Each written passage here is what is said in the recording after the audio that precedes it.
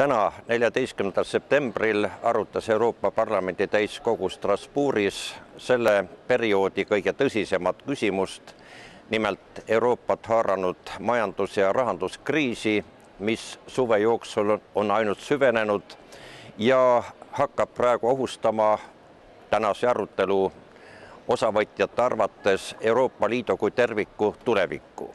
See ei puuduta mitte ainult euroala, vaid Euroopat kui ühendust tervikuna. Küsimus on mitte niivõrd aga majandus- ja rahanduskriisis, kuivõrd tegelikult usalduskriisis. Usaldus on kadunud Euroopa Liidu vastu kahel põhjusel. Esiteks, aastakümned on teatud liikmesriigid elanud süstemaatiliselt üle oma jõu, tarbides rohkem, kui nad teenisid, võttes selleks võlgu ja lootes sellele, et võlad kunagi ehk makstakse, seda ka Euroopa Liidu abiga. Nüüd on selge, et kuhjunud võlad ei ole kuhugi kadunud, vaid nad ähvardavad ka kõige tugevamaid maid. Ja nendega tuleb tegeleda nii või teisiti. See on tekitanud olukorra, kus teatud riigid on muutunud praktiliselt maksujõuetuks. Me ei taha rääkida poliitilistel põhjustel pankrotist, aga maksujõuetus on sisuliselt fakt. Kui osutatakse Kreekale, siis Kreeka kohta võib öelda, et ta vallandas kriisi. Kreeka on just nagu päästik, kuid tegelikult kajastab Kreeka ainult teiste riikide probleeme, võib-olla teravamal kujul.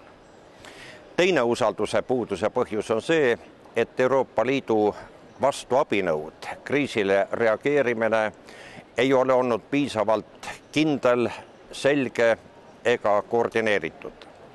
Selle üle avaldas erilist muret komisjoni president Barroso, kes eile õhtul 2 tundi kohtus Euroopa Rahvapartei grupiga.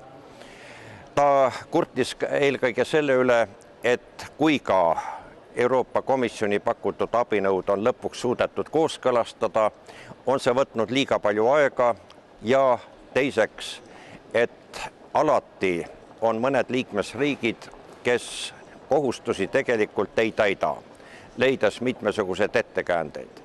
Seega poliitilised kokkulepped murenevad ja see murenemine tekitab süvenevat ebakindlust rahaturgudel ja ümber Euroopa Liidu.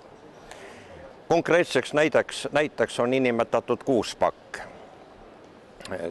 Poole tosina seadusandliku eelnõu pakett, mida Euroopa Parlament arutas ja sisuliselt võttis vastu juba 21. juunil enne suvevaheaega. Kuid kuna ei suudetud saavutada piisavat poliitilist üksmeelt lõpphääletuse suhtes, tuli see edasi lükata sügiseni. Tänane arutelu on tegelikult 6 pakki jätk, aga lõpphääletus, kui leitakse küllaldaselt koosmeelt selle läbiviimiseks, saab toimuma alles 2 nädala pärast siinsamas Strasbourgis. Küsimus on seega, kas jätkub jutt, nagu roheliste üks juhte täna ütles, kas me näeme lõputult jätkuvat filmi, millel polegi lahendust, või minnakse üle tegudele. Ja see, et tegudele üleminek on võimalik, näitab praegu positiivses valguses Läti eeskuju. Riik, kes 2-3 aastat tagasi oli pankrotis, kes aga suutis välja tulla tänu otsustavatele, selgetele, struktuursetele reformidele, milles sisaldus ka 1/5 riigi kulutuste kärpimine. See oli valus, aga milline on tulemus? Tulemus on see, et kui suuremad riigid on tänapäeval oma välisvõlgade osamaksude tasumisega hädas ja peavad selleks uut laenu võtma, mida antakse väga kõrgete protsentidega, sest neil ei ole usaldusväärsust, siis Lätil, nagu minu kolleeg teatas, ei ole probleeme välislaenu saamisega, kui ta seda sooviks, kuivõrd Läti on taastanud usaldusväärsuse. Seega kõik oleneb ikkagi sisemistest reformidest. Tänasel arutelul oli kuulda ka teisi hääli. Las Kreeka astub välja Euroopa rahandusliidust, las järgnevad ka teised. Kas see oleks võimalik? Ja see on kindlasti võimalik. Kuid sellele vastas Poola eesistuja minister omapoolse analüüsiga, mis väitis, et kui mõni väiksem riik Euroliidust lahkuks, siis oleks tulemuseks lähimas perspektiivis tema rahvatulu kahanemine kuni poole võrra. Kui lahkuks mõni suurem riik, tähendaks see tema rahvatulu langust 10–25% koos vastava majanduslanguse ja tööpuuduse suurenemisega. Seega see ei ole kindlasti hea lahendus, see oleks pigem katastroofiline lahendus.